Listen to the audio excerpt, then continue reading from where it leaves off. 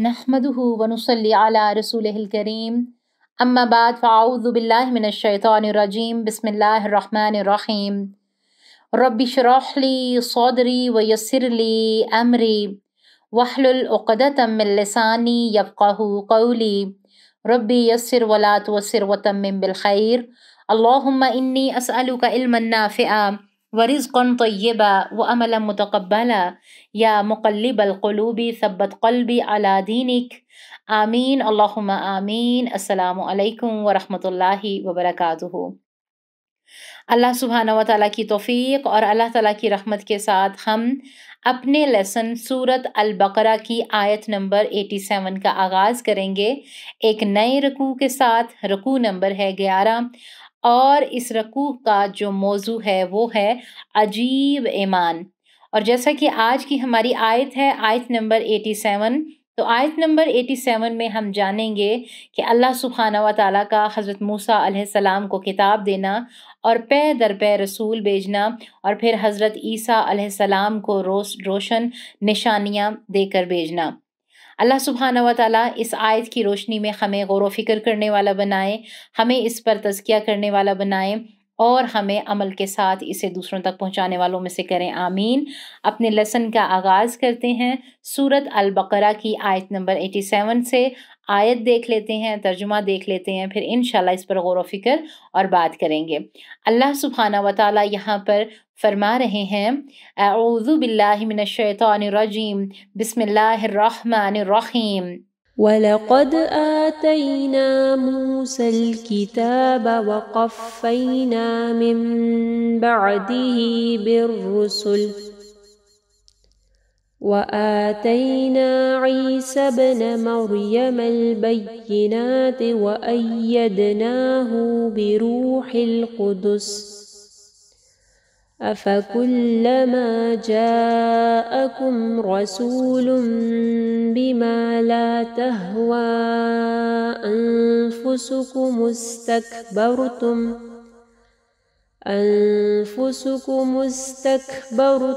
फफरीक़न कज़्ज़बतुम व फरीक़न तक़तुलून। तर्जुमा देख लें। अल्लाह ताला फरमा रहे हैं और बलाशुबा यकीनन हमने मूसा को किताब दी और इसके बाद पे दर पे बहुत से रसूल भेजे और हमने मरियम के बेटे ईसा को वाज़िहा निशानियां दी और इसे पाक रूह के साथ कुव्वत बख्शी। फिर क्या जब कोई रसूल तुम्हारे पास वो चीज़ लेकर आया जब तुम्हारे दिल ना चाहते थे, तुमने तकब्बुर किया तो एक गिरोह को जुटला दिया और एक गिरोह को कत्ल करते रहे। बहुत ही गौर व फिक्र की बात है ये।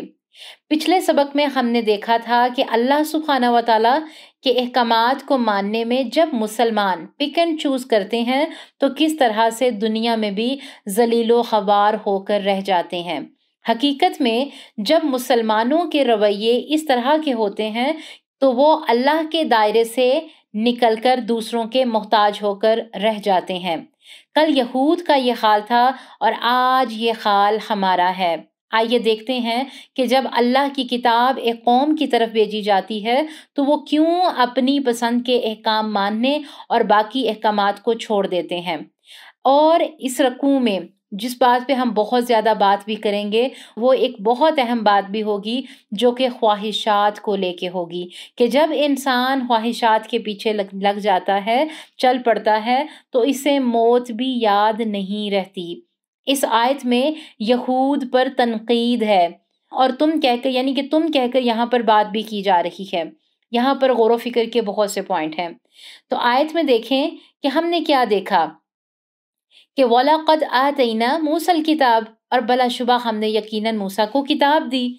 इसकी वजाहत है कि अल्लाह ताला ने बनी इसराइल पर जब अपने इनामात का जिक्र फरमाया है कि हमने मूसा को किताब मुक़द्दस यानी कि तौरात अता की। सूरत अल-माइदा आयत नंबर 44 में भी अल्लाह सुब्हानहू व तआला फरमाते हैं यकीनन हमने तौरात नाजिल की जिसमें हदायत और रोशनी थी। इसके मुताबिक अल्लाह ताला के फर्मा बरदार अंबिया, अल्लाह वाले और उलमा इन लोगों के लिए फैसला करते थे जो यहूदी बने। اس لیے کہ انہیں کتاب اللہ کا محافظ بنایا گیا تھا اور وہ اس پر گواہ بھی تھے۔ چنانچہ تم لوگوں سے نہ ڈرو اور مجھ سے ڈرو اور میری آیات کے بدلے تھوڑی قیمت نہ لو، اور جو اس کے مطابق فیصلہ نہ کریں جو اللہ تعالیٰ نے نازل کیا ہے تو وہی لوگ کافر ہیں۔ یہاں پر آگے دیکھیں اللہ تعالیٰ کیا فرما رہے ہیں، اور اس کے بعد ہم نے پے در پے بہت سے رسول بھیجے۔ سیدنا موسیٰ علیہ السلام کے بعد اللہ تعالیٰ نے پے در پے رسول بھیجے جو تورات کے مطابق فیصلہ کرتے تھے۔ اللہ سبحانہ و تعالیٰ نے سورۃ المومنون آیت نمبر 44 میں بھی فرمایا، پھر ہم نے پے در پے اپنے رسول بھیجے، جب کبھی کسی امت کے پاس اس کا رسول آیا تو انہوں نے اسے جھٹلا دیا، اور ہم نے ان کے بعض کو بعض کے پیچھے چلتا کیا اور ہم نے انہیں کہانیاں بنا دیا، سو اس قوم کے لیے دوری ہے جو ایمان نہیں لاتے۔ اللہ تعالیٰ نے بنی اسرائیل میں سیدنا موسیٰ علیہ السلام کے بعد کون کون سے پیغمبر بھیجے؟ تو لکھیں، قرآن مجید میں جن پیغمبروں کے نام آئے ہیں ان میں سیدنا ہارون علیہ السلام، سیدنا ذوالقفل علیہ السلام، سیدنا الیاس علیہ السلام، سیدنا داؤد، سیدنا سلیمان علیہ السلام، سیدنا زکریا علیہ السلام، سیدنا یونس، سیدنا عزیر، سیدنا عیسیٰ علیہ السلام، سیدنا یحییٰ علیہ السلام وغیرہ شامل ہیں۔ پھر اللہ سبحانہ و تعالیٰ نے فرمایا، اور ہم نے عیسیٰ ابن مریم کو روشن نشانیاں دیں، کہ اللہ تعالیٰ نے سیدنا عیسیٰ علیہ السلام کو کن روشن نشانیوں کے ساتھ بھیجا تھا؟ تو اللہ تعالیٰ نے پے در پے پیغمبر بھیجے، حتیٰ کہ بنی اسرائیل کے آخری نبی حضرت عیسیٰ علیہ السلام کو مابعوث کیا اور انہیں واضح نشانیاں عطا کیں۔ وہ مردہ کو زندہ کر دیتے تھے اور مادرزاد اندھے اور کوڑی کو اچھا کر دیتے تھے، مٹی کا پتلا بنا کر اس میں پھونک مارتے تو وہ اللہ تعالیٰ کے حکم سے زندہ ہو جاتا، اور یہ بتا دیتے تھے کہ کیا کھا کر آئے ہو اور کیا ذخیرہ کر کے آئے ہو۔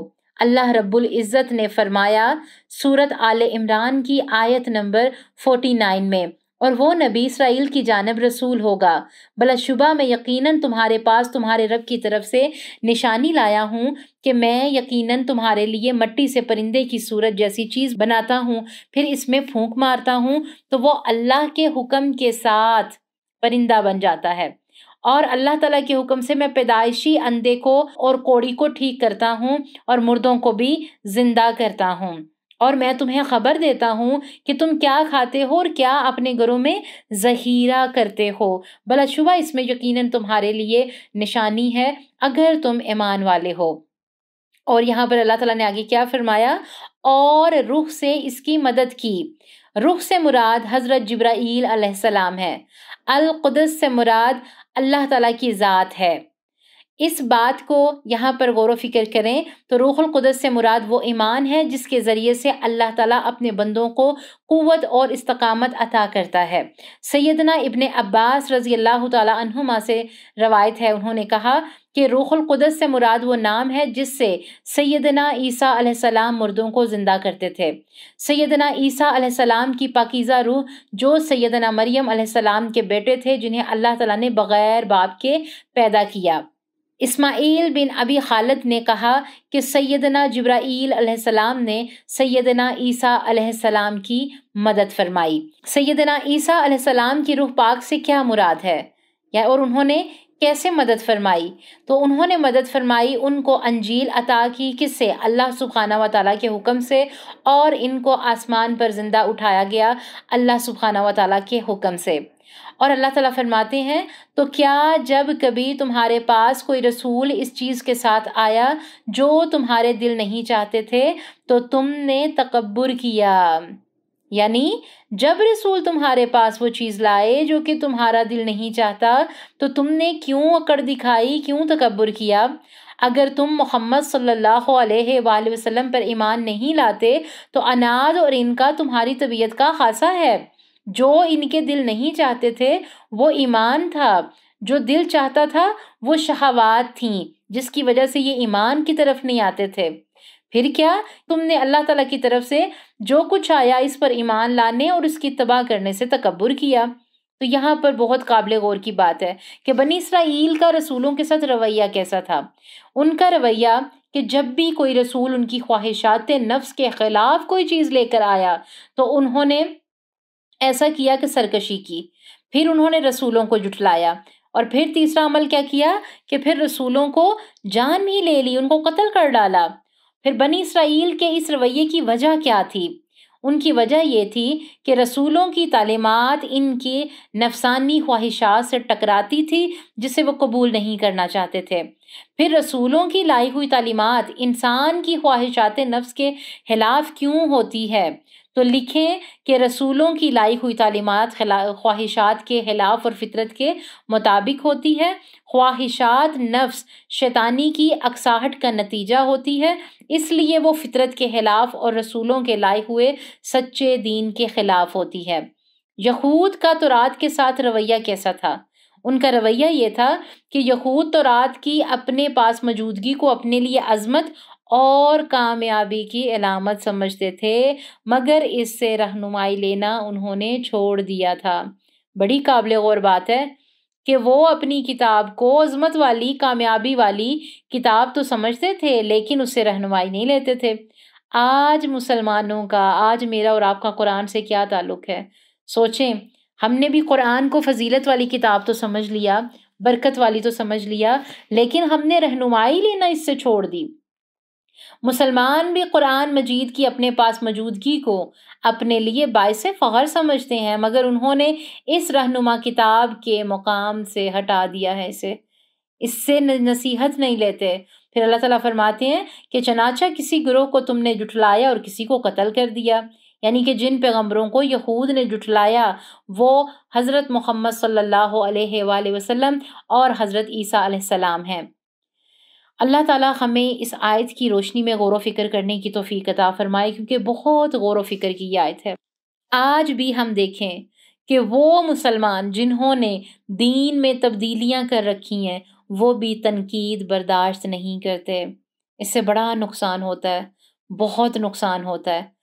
اور پھر دیکھیں اس آیت میں ہم نے کیا پڑھا کہ جب کوئی پیغمبر ان کے پاس آتا تو کیا کہتے؟ ان کو نہیں مانتے تھے، ان کی بات نہیں مانتے تھے، بلکہ سرکشی کرتے تھے۔ اور اس کی وجہ کیا تھی؟ کہ تکبر میں آ جاتے۔ قرآن تو سب کو اچھا لگتا ہے نا، ہم تھوڑا غور و فکر کرتے ہیں، قرآن کس کو اچھا نہیں لگتا؟ الحمدللہ ہم سب کو اچھا لگتا ہے، لیکن دراصل قرآن کے احکامات لوگ ماننا نہیں چاہتے، کیونکہ یہ انسان کی خواہشات سے ٹکراتے ہیں۔ جب خواہشات سے دین ہمارا ٹکراتا ہے، پھر ہمیں دین پر عمل کرنا اچھا نہیں لگتا۔ اللہ سبحانہ و تعالیٰ یہاں پر بڑی غور و فکر کی دعوت دیتے ہیں۔ اور ایک بات ہے بڑی سوچنے کی کہ ہم اللہ تعالیٰ کے قانون کو، اللہ تعالیٰ کی بنائی ہوئی باؤنڈری کو، اللہ تعالیٰ کے بنائے ہوئے حدود کو کیوں توڑتے ہیں؟ کیونکہ اپنی خواہشات پر ہم عمل کرنا چاہتے ہیں، اس کے اوپر چلنا ہمیں اچھا لگتا ہے۔ تو یاد رکھیں، desires destroy human being۔ خواہشات کی بات ہو رہی ہے، اور خواہشات انسانوں کو مار دیتی ہیں، برباد کر دیتی ہیں۔ آج لکھیں غور و فکر کے ساتھ، غور و فکر کے ساتھ لکھیں کہ ہم دوسروں کو خوش کرنا چاہتے ہیں، ذاتی خواہشات پر عمل کر کے پوری امت کا چاہے نام بدنام ہو جائے تو ہم پرواہ نہیں کرتے۔ ہم حجاب کیوں نہیں کرتے؟ ہم پردے کی طرف کیوں نہیں آتے؟ ہم اپنے گھر میں موجود اپنی بچیوں کو، اپنی بہنوں کو، اپنے رشتہ داروں کو کیوں موٹیویٹ نہیں کرتے؟ کیونکہ ہماری خواہشات ہیں، ہمارے اپنی یہ باتیں ہیں۔ اللہ کی قسم ہم خواہشات کے نام پر بڑے بڑے گناہ کر دیتے ہیں۔ آج لکھیں کہ مجھے دین کی کون سی باتیں مشکل لگتی ہیں، میں کہاں کہاں اپنی خواہشات کی پیروی کرتی ہوں، اور پھر ساتھ قرآن و سنت سے انشاءاللہ ہم اس کے حل بھی نکالیں گے کہ خواہشات پر ہم نے کیسے قابو پانا ہے، سیلف کنٹرول کو کیسے سیکھنا ہے۔ اللہ سبحانہ و تعالیٰ کا فرمان ہے کہ جس نے خواہش پر قابو پا لیا وہ کامیاب ہو گیا۔ خواہش پر قابو پا لیں، سب آسان ہو جائے گا انشاءاللہ۔ یہود نے بھی یہی سب کچھ کیا تھا کہ وہ اپنی خواہشوں کے غلام بن گئے۔